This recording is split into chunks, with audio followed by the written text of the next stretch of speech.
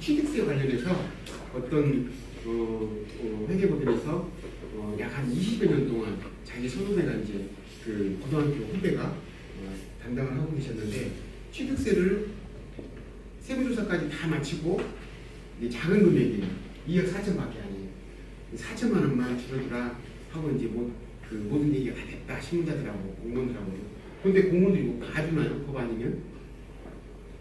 이런 상황에서 이거 줘보라 저거 줘보라 해가지고 불과 한 2시간밖에 안 돼요. 자료를 팩스로 받은지.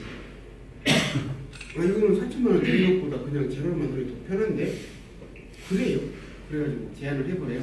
제안을 해가지고 했는데 그걸 이제 패스를 됐고 그래서 이제 계약을 하게 됐고 공교롭게 그 그룹사에 또 다른 조그만 취득세가 문제가 돼서 같은 시기에 이미 고지가 돼가지고 약 한 15일 정도 남았어요. 그 납부일이. 그래서 이거는 어떻습니까? 뭐 이것도 또 있어요. 줘보세요. 그것도 약 한 2시간 한 40분 정도 검토를 했는데요. 이거는 다는 못하고 3분의 1선으로 줄여줄게요. 근데 그 세액이 얼마 안 된단 말이에요. 6,400만 원밖에 안 되는데 약 한 2,100만 원으로 줄여줄게요. 아니 이것도요. 해가지고 또 의뢰를 하라 그래서 그러면 니네 전체 그룹사 몇 개요? 8개래요. 그래서 그러면 제가 관리해드릴 조건으로 할인을 조금 디스카운트 해드릴게요. 했더니 회장이 더 좋아하시는 거라. 근데 자기 이 재물고등학교 후배를 버리고 저한테 다 이전하는 그런 사례도 있었어요.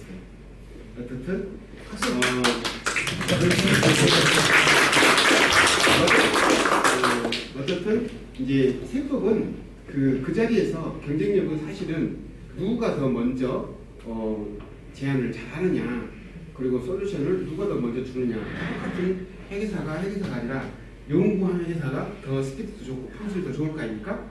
그 잘하는 거 있습니다.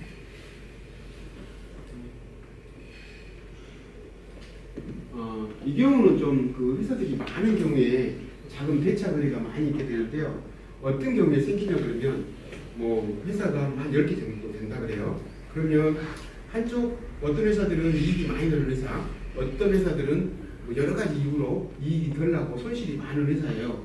그러면 사주 입장에서는 동일한 사주이기 때문에 이익이 난 회사의 현금을 가지고 그냥 빌려줘요. 계속 투자를 해요.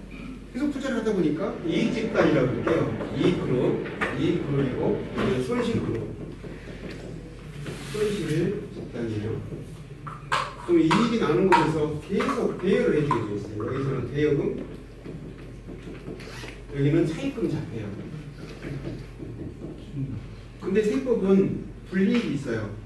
여기서는 돈을 받건 안 받건 이자를 받아야 된다라고 해서 이자 수익을 잡도록 되어 있어요. 여기서는 이자를 주건 안 주건 간에 이자 비용을 잡도록 되어 있어요. 타임가지라 그러면 공짜로 해도 되는데 같은 그 계열사이고 특수관리자 보험에 들어가는데 이자 수익 잡고 이자 비용을 잡다 보니까 잡게 되는데 이 이자 비용은 이 회사 입장에서는 특수관계자로부터 차입한 차입금에 대한 이자 비용이다라고 해가지고 비용으로 인정하지 않아요. 비용 불인정. 이러다 보니까 내가 비용을 냈는데도 불구하고 세금을 내야 되는 불이익이 있어요. 그런데 여기는 돈을 빌려주고 받지도 않았는데 이자 수익에 대해서 세금을 내야 되는 불이익이 있어요. 두 개 대보면 사실은 없어져야 될 내 한 회사에서 없어져야 될 상황이고 한쪽에는 절세 한쪽에는 과세해서 사실은 상쇄가 돼서 없어져야 되는데 이쪽에서는 과세되고 좀 비용 부인되다 보니까 결국은 이중과세요. 이거를 좀 없애다오. 이 금액이 무지하게 커요. 10수년 동안 계속 거래를 하거나 또 이 회사의 그 규모들이 커짐에 따라서 자금이 많이 필요하게 되니까 10수억, 20수억, 세금만 해도 몇십억 나오는 그런 경우를 봤어요. 이런 상황에서 이걸 어떻게 없애주냐? 이걸 어떻게 없애주냐? 이 불이익을 어떻게 없애주냐? 간단한 방법은 이거 하나로 합병해버리는 방법이 있어요. 간단한 방법. 합병하려니 돈이 많이 들어가요. 합병 용역 비용, 여기 규모도 크니까 합병 용역 비용, 또 합병도 못해요. 여기 이제 감정평가하려면 감정평가 비용도 무지하게 많이 들어가요. 우리 수수료보다 더 많이 들어갈 수도 있고. 그럼 어떻게 하냐? 생각나세요? 혹시 기억 운영해 보시는 분들 여기서도 답이 있을 수도 있어요. 우리 교원님들 머리가 농색하시더라고요. 두더지래요 그래? 네? 두더지래요 그래? 두더지? 부도. 네? 부도 처리한다나. 아, 부도 처리? 부도 처리는 있을 수가 없어요. 왜냐면 여기가 부도 처리 돼도 어차피 사주가 동일하기 때문에 내가 부담을 해야 돼. 그리고 지급보증이나 담보나 다 걸려있기 때문에 부담을 다 해야 돼요. 대여금을 출자라는 거예요, 출자. 출자를 해서 그냥 주게 되면 이거는 또 빠져요. 대여가 아니잖아요, 출자. 근데 그럴 경우는 또 회수가. 아니죠.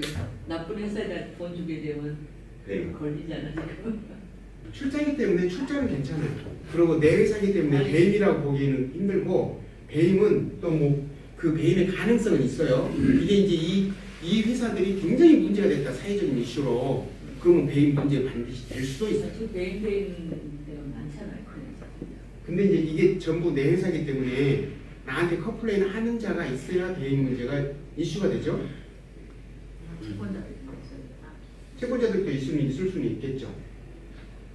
100% 주식이. 근데 그 대신에 저거는 100%를 가져야 돼. 100%가 아니에요. 그렇죠. 조금이라도 소액이 있으면 소액이 있으면 안 돼. 왜 소액이 그러지? 있으면 배임이. 네, 여기 이제 상장회사나 라고 하면 이걸 못해요. 이 거래를 못해요. 다 저거죠. 아니 그래서 그러니까 배임이 삼성전자가 돈 벌어가지고 네. 삼성자동차 갖다 그냥 출자하고 대여하고 했잖아요. 그렇죠. 그런 것들은 배임 될 수 있어요. 배임 이게 다 집단이라서. 다 배임이. 그리고 의무가 있고. 근데 여기는 이제 비상장 회사예요. 비상장 회사이기 때문에 규모가 뭐 한 1,000억, 2,000억 대도 되고 그래요. 이번에 부동산도 많고. KTX 하나 어떻게? SPX. 그것도 판례가 대법원에서 배임 아니라고 나온 것이 동영상의 그 판단을 극복하기 위해서 한 거라고. 배임은 이었지만 30년에도 배임이 아닌 거죠. 배임은 타인의 재산을 관리한 자가 고의적으로 네. 재산 손실의 가능성이 있음을 알고도 행위를 하는 경우예요. 그래서 이 범위 내에 안 들어오면 괜찮은데요.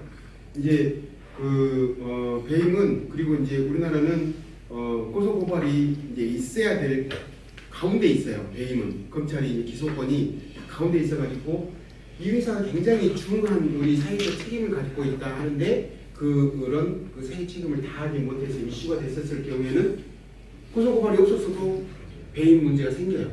배임으로 인한 문제가 생기는데 이 정도 회사는 아직까지 안 생겨나서 하여튼 이렇게 출자 관계로 이제 대여 자체도 문제가 돼요. 대여보다도 출자가 더 나아요 사실은. 근데 출자했다 여기 사업성을 보고 그렇게 하면 이제 출자해도 저게 손실 부르지 다시 살아나면 모르는데 마이너스를 하게 되면 저것도 비용. 그래서 사실은 그렇죠. 뭐든지.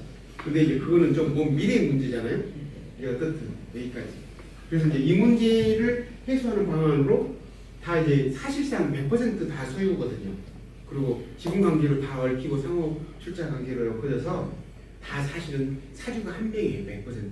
내 집안이고 일부 증해준다거나 그렇게 해서 있는 상황에서 출자 관계를 이제 푸는 방법이 있고